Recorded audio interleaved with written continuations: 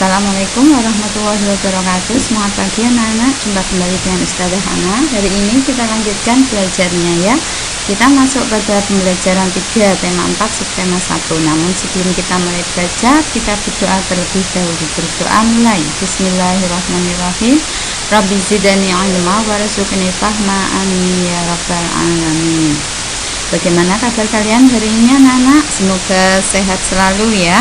Oke, di pembelajaran 3 ini kita akan belajar apa saja. Yuk kita simak ya. Untuk pembelajaran kita akan belajar muatan bahasa Indonesia, yaitu menggali isi teks penjelasan atau eksplanasi ilmiah yang didengar dan dibaca. Kemudian untuk muatan IPA-nya kita akan belajar bagaimana cara menghasilkan, menyalurkan, dan menghemat energi listrik. Ini ada teks, Ustazah bacakan, anak-anak menyimak ya. Amati gambar berikut dengan teliti, kemudian baca teks penjelasannya. Ini gambar apa anak-anak? Gambar penyaluran energi listrik. Menyalurkan energi listrik, bagaimana listrik sampai ke rumah kalian? Nah, ini prosesnya panjang sekali anak-anak. Listrik memiliki peran penting di era globalisasi. Tidak dapat dipungkiri bahwa globalisasi terjadi karena perkembangan teknologi di berbagai bidang yang didukung oleh peran listrik sebagai sumber energi di dalamnya. Listrik dapat dihasilkan dengan memanfaatkan sumber energi yang tersedia di alam, seperti aliran air sungai (PLTA), panas bumi (PLTU), aliran angin (PLTA), dan sebagainya ya. Nah, dengan adanya listrik ini masyarakat dapat mengakses informasi yang berasal dari berbagai belahan dunia. Tanpa listrik tentunya hal tersebut tidak akan bisa terjadi. Lalu bagaimana dengan daerah kalian? Apakah kalian telah merasakan manfaat listrik dalam kehidupan sehari-hari di rumah? Nah, bersyukur ya, kita tinggal di Kabupaten Pati, hampir semua wilayah sudah bisa mengakses listrik. Mungkin jika di daerah pelosok anak-anak Indonesia yang masih bagian terpencil itu ada daerah yang belum bisa merasakan listrik. Bersyukur ya. Nah, untuk lebih jelasnya kalian bisa menyimak kembali video pembelajaran 1. Di situ juga ada teks. Kemudian ini kita coba untuk menjawab beberapa pertanyaan. Ada 4 pertanyaan ya. Nanti bisa ditulis di buku tulis kalian.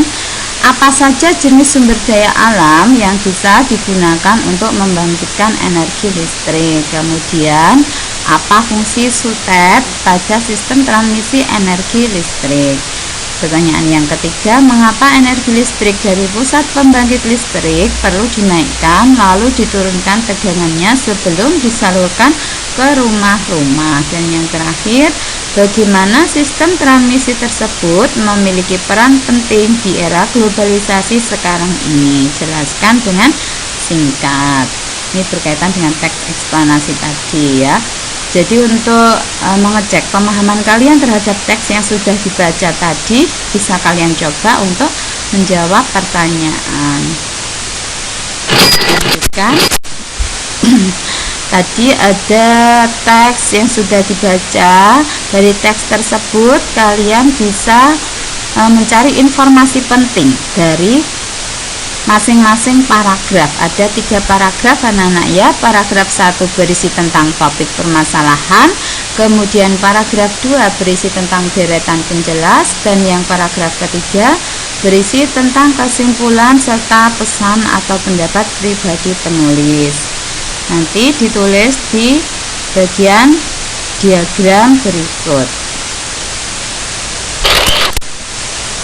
Nah, setelah kalian memahami bagaimana proses menyalurkan energi listrik dengan sistem transmisi, yang menjadi komponen utama pada proses penyaluran energi listrik adalah sistem transmisi, sistem distribusi, serta transformator penaik dan penurun tegangan. Nah, siapakah penemu sistem transmisi tersebut? Ayo kita pelajari kembali, ada teks lagi ya anak-anak.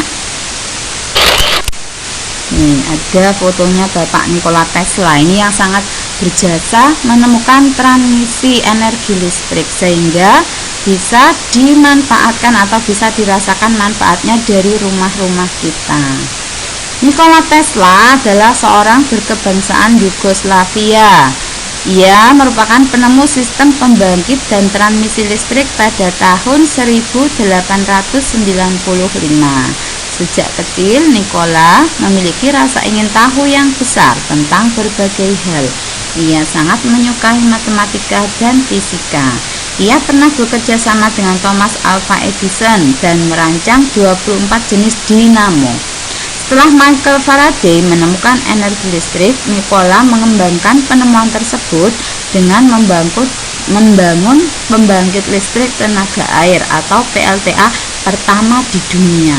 PLTA tersebut memanfaatkan air terjun Niagara di Amerika. Maka sejak saat itu listrik pun menerangi dunia hingga sekarang. Di awal mulanya yang menemukan PLTA ini anak-anak ya, Bapak Nikola Tesla. Nah, berkat penemuan Nikola Tesla, kini sebagian besar warga dunia bisa menikmati listrik. Kita harus bersyukur pada Tuhan yang telah menyediakan beragam sumber daya alam untuk bisa digunakan sebagai pembangkit energi listrik. Bersyukur anak-anak ya. Namun demikian, ketika menggunakan listrik kita tidak boleh berlebihan. Nah, sekian untuk pembelajaran hari ini. Terima kasih atas perhatiannya dan tetap semangat. Kita akhiri dengan bacaan hamdalah bersama. Alhamdulillahirabbil alamin. Wassalamualaikum warahmatullahi wabarakatuh. Sampai jumpa.